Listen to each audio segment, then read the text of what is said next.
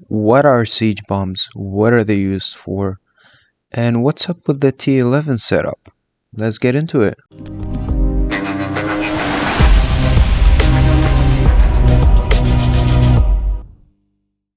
So today we're talking about siege bombs and what it's used for. A siege bomb is initially a rally that's made out of pure siege. Typically it would be all siege layers, all tiers from 1 through 14, with a high concentration being on T13 siege, T14 siege, the most popular one being T11 siege. However, they're used in varying differences, with varying, let's say, success rates. However, any siege bomb is usually very effective if used correctly on the correct appropriate target. And what I mean by that is a player who is stacked with siege. That's the only time you use siege bomb. It is to decimate the enemy defenses in order to work your way through it so that your archer rallies, your ground rallies, etc. would be more effective, as siege is a very strong defensive unit. And basically, if a player has layers of siege throughout all tiers, from what we learned last time, siege has different ranges for each tier. So each tier would cover a certain range, which means that no matter what troop type you send, what their range is or what their speed is, the enemy range will catch him, starting at 2178 and going all the way down as you go 1700, 1500. So imagine during battle throughout the rounds. Okay, the least is 1400. Anything between 1400 and 2178 is getting bombarded by siege. So if your enemy has enough siege, their siege can help them stop your attack before it even arrives, before the troops actually even come into battle. Your first lines of defense, your calves, your ground, they won't even make it to the battlefield because the siege will decimate all of them. But of course, every scenario is different. In some cases, they will get through, do some damage, and then fail. So that's basically why siege bombs are used and how they work. Now, as far as why T11, I get this question a lot. Why do people use T11? Why do people use T11? Why not T12? Why not T13? Truth is, T13 is used, T14 is used, T12 is used. It just depends what the enemy has. Usually it's called big siege, small siege, T13 and T11. Now, why T11? If you look here, T11 stats, 5,939 attack, 5,396 HP, 2,600 defense, range 1,867. Make note of that. T12, 7,399 attack, 6,720 HP, 3,280 defense, 1,867 range. Interesting. So that tells you that T11 and T12 have the same range. They can reach the same target.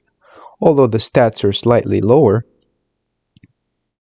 but they can basically hit the same thing. Might take them more turns to take it out, but they do. And the cost of T12 is 6,000 stone per unit. 2k ore, 2k wood. T11, it's 3.9k per unit. 1.3k ore, 1.3k wood. So that's about a third of the cost. So you can have 10 million T11 instead of 7 million T12. There's also the controversial topic where, T12 is overall as a tier, T12, any troop type is badass. It's really good. but also sometimes it's you can say radicalized, and it produces some really weird results.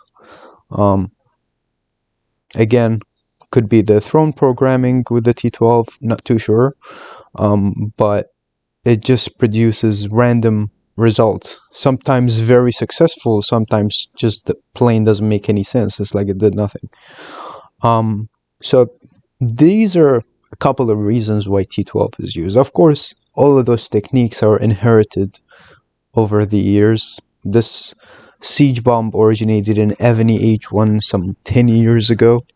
And there is also Scout Bomb. The Scout was an actual troop type in the old game where you would send Scout Bombs to kill enemy ground or archers, depending on their defenses. And they're so cheap to make, and you just send hundreds of thousands of them to weaken the enemy defenses.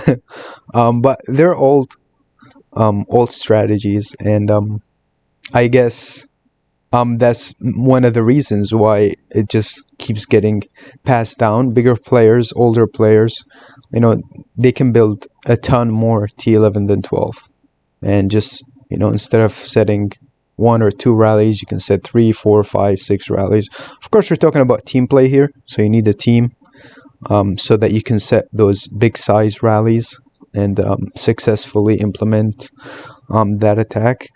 Unfortunately, I delayed this video in order to get some reports, and I dug up my old reports, and I could not find any siege reports to show you how effective those rallies are.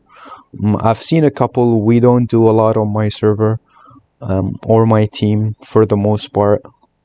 We're not quite there yet with siege.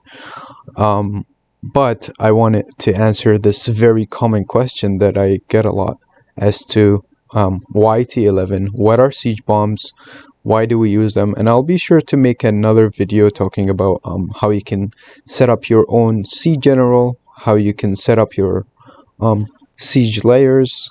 You have a few options as always. I can show you how I set up mine. I basically have all the layers. I have some calves, a little bit of T14, a little bit of T13, a little bit of T12, and the majority of it, I think it's about 800,000 T11 if I'm not mistaken.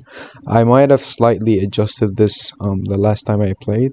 See that the numbers are up because we did try some siege bombs. Did not succeed. We didn't all get in on time, and the thing just backfired, and the enemy keeps porting away.